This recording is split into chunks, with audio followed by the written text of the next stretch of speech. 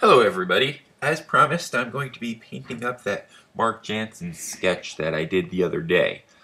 Now, I've already imported it into Photoshop and it's on its own layer at the moment, so the first thing I'm going to do is take the layer that it's on and change it from normal to a multiply layer. And then I'm going to add another layer beneath it, and I'm going to fill this layer with a gray. I'm going to be just doing black and white for this for right now, and I'll color it later because I want to work up the painting and get my values good first before I worry about anything as advanced as color. Because color ultimately isn't that important. Um, at least not for nailing lightness.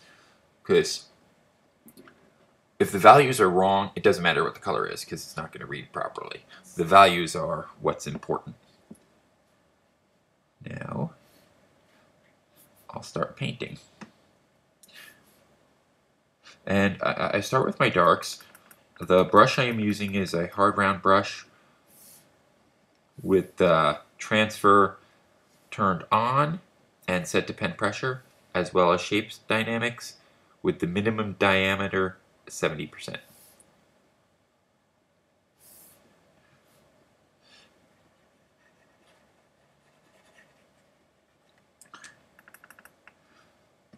And with a fairly large brush, I'm just going to quickly start knocking in the darks.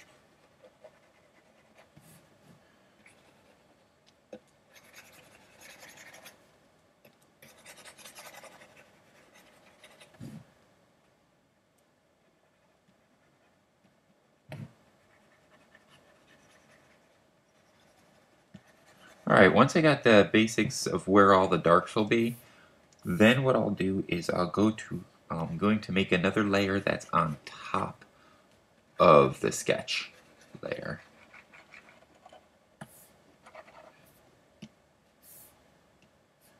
And this layer I'm going to set to soft light. I'm going to change the color to white. And here I'll put where the highlights will be, the lightest areas.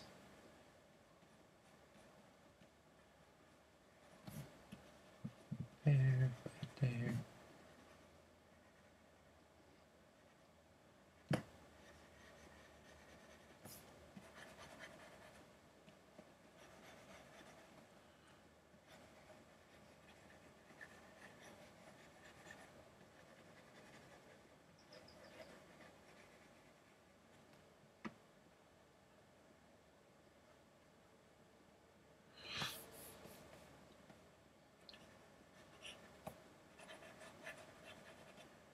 Alrighty.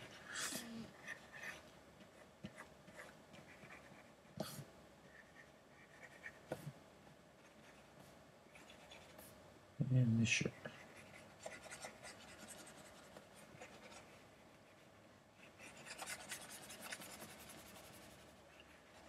Now if we turn off the sketch, you see it's starting to take a little shape. If we zoom way out, it's almost readable. And what I'm going to do is I'm going to keep working between those two layers, the darks and the light, until it looks completely readable without the sketch. Then I'll get rid of the sketch completely and I'll merge the other two layers.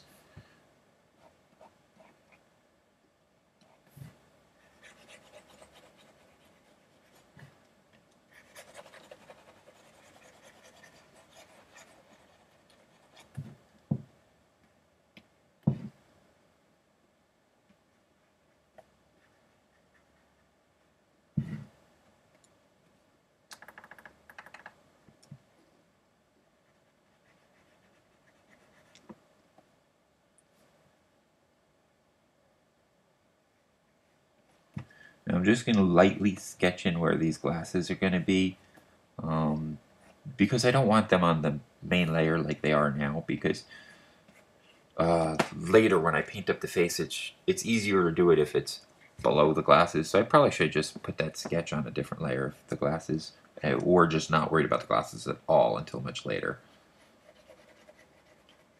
Now I don't always do this method for when I'm doing a fully rendered painting. I don't always start completely black and white and then change to color, but most of the time I do. Sometimes I do go straight into color. It really depends on my mood.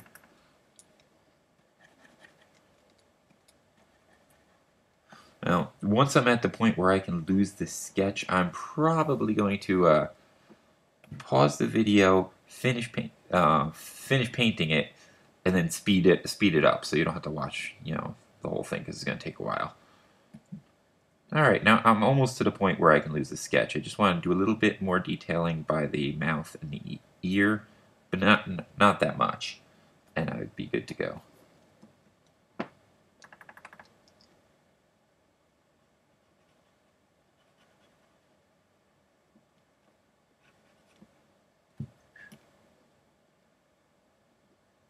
And actually, I can merge that soft light layer. I'm going to merge that right down now. There we go. So now we just have the one layer under the sketch, so we can turn the sketch on and off.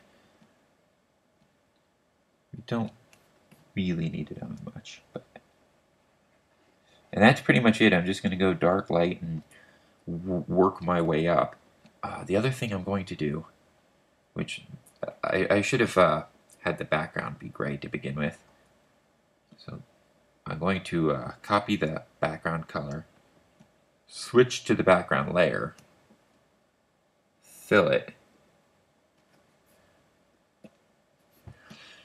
and then on the hide that layer, and then on the regular layer I'm going to erase around the figure, because I want to separate the figure from the background.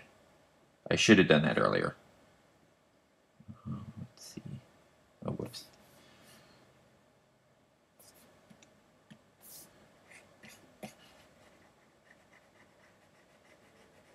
And the reason I want that is because I'm going to put in a completely different background when it comes to the finished painting anyway. So I just might as well get that taken care of now.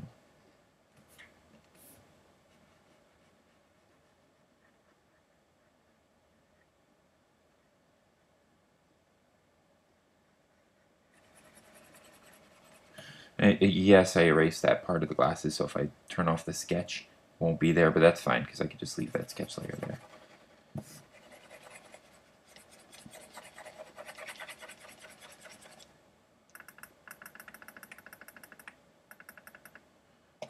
I probably should just use the marquee tool, grab all this, and then delete it. But that made too much sense.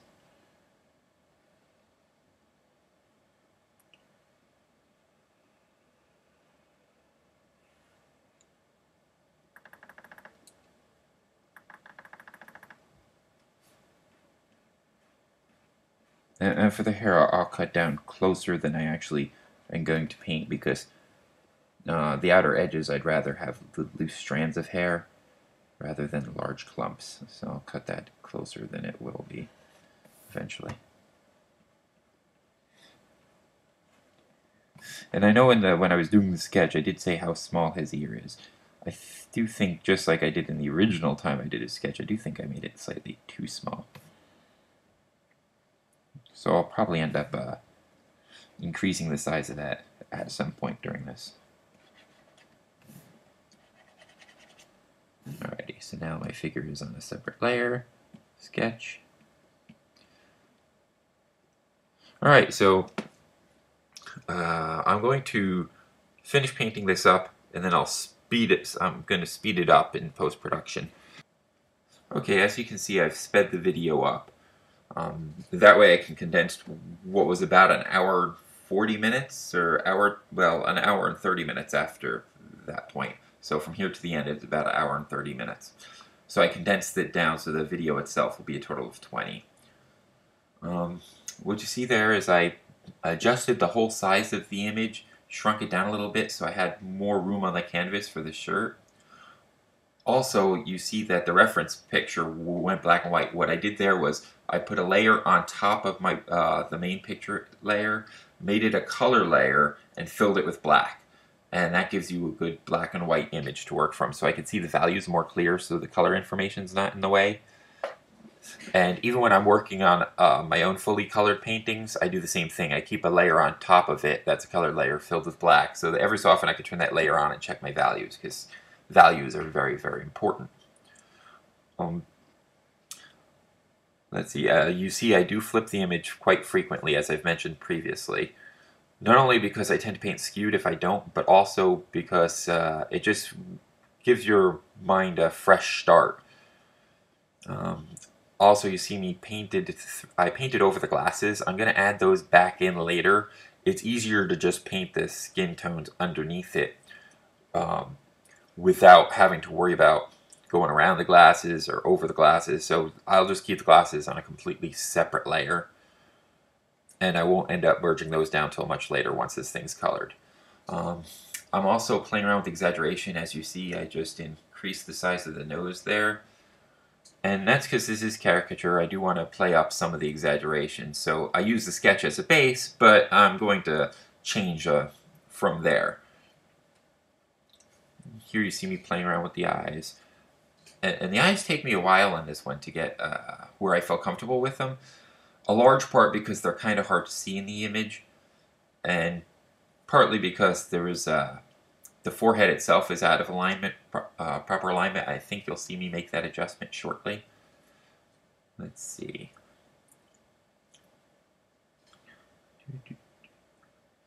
Also, I bring the whole image up to around the same level of rendering at once, rather than, say, taking the eye and doing the eye completely till it's finished. Meanwhile, the rest is still in sketch phase. I find it easier or better to work that way.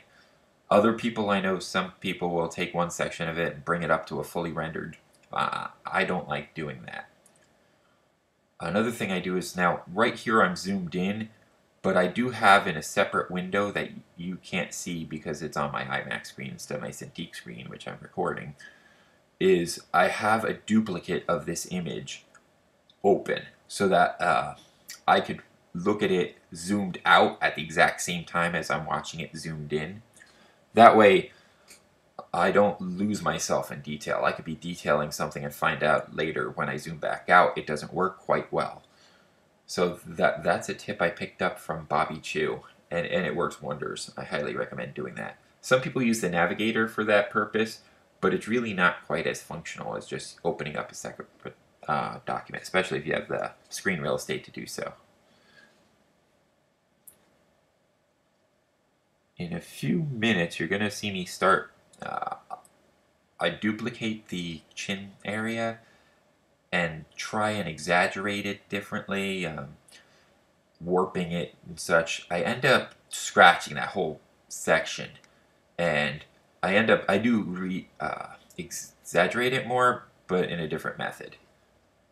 I think I should be getting ready to do that any minute now. Yep, there we go. Takes me a couple times to get the selection right, and then there you see me warping it. I tried it several different ways. It just wasn't working. So you're going to see in a minute I'm going to completely delete it, and I'll try doing it a different method. And that way I end up keeping this warp. And then I'll just paint to blend it in. And there it's just enhancing what I've already started to enhance, and just exaggerating it that much further. And in this, I'm only paying attention to really values and lightness and exaggeration, but this is going to be painted up later, so details aren't really important because they're going to be painted over anyway. That's why I don't spend a lot of time zoomed in on this piece at all. I zoom in a little bit, but when I go to finish the piece later, once it's colored, you're going to see me zoom in a lot further, up to 100% zoom. Here, I don't go anywhere past 50%. Another thing is that the earlier phase, it was at 150 dpi. I end up changing it to 300. about halfway through.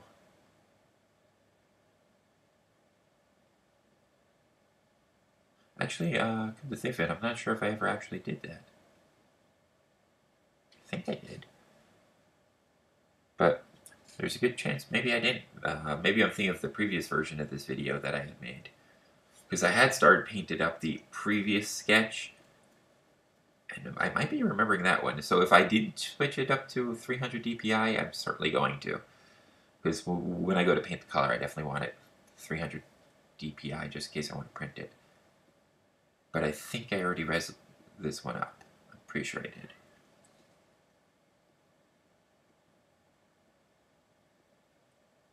But I start off at, painting these at 150, and I do that because I do that so that the Photoshop just works faster.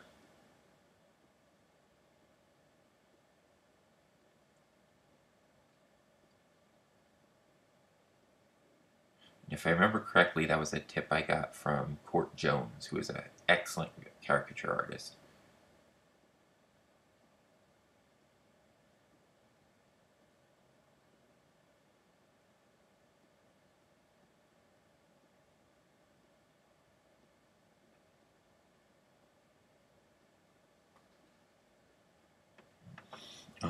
I also save the document quite frequently.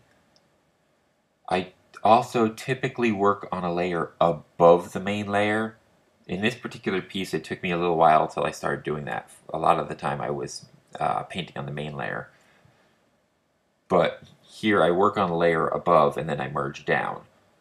So the only layers you see there is the background layer, the figure layer, the current working layer. Above that is the glasses layer, and above that's still the sketch there, which I didn't delete. But it's been turned off for a while. I don't need it anymore.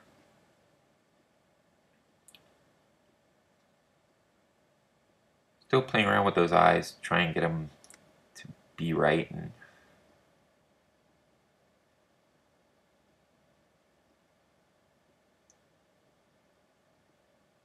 I think this is about the, yeah, here's where I'm going to make that forehead adjustment I mentioned earlier.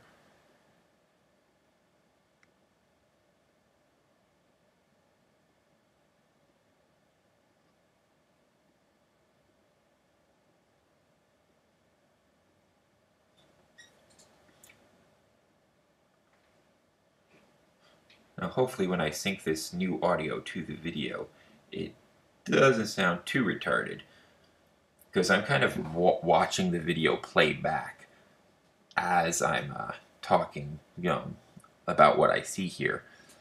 It's the first time I've ever done something like this, so I'm not entirely sure how well it's going to come out. But hey, that's how you learn. You learn by doing, or at least that's how I learn. Here I'm painting in some of the hair. I'm not going to go crazy with the hair because that's something I'll do in the color layer once I start coloring it in. Because if I went and did all the detailed hair now, it's going to be a real pain in the ass later to when I go to color it, because I'll end up just erasing and most of it anyway. But when I do go and do hair, I'll turn off the transfer on the brush so that it stays a solid color, and then I'll lower the minimum diameter all the way down to 0 so I can get a really fine line. And then I'll usually do a bunch of loose strands of hair and then fade it slightly, merge down, and keep rinsing and repeating until I get the hair the way I want it.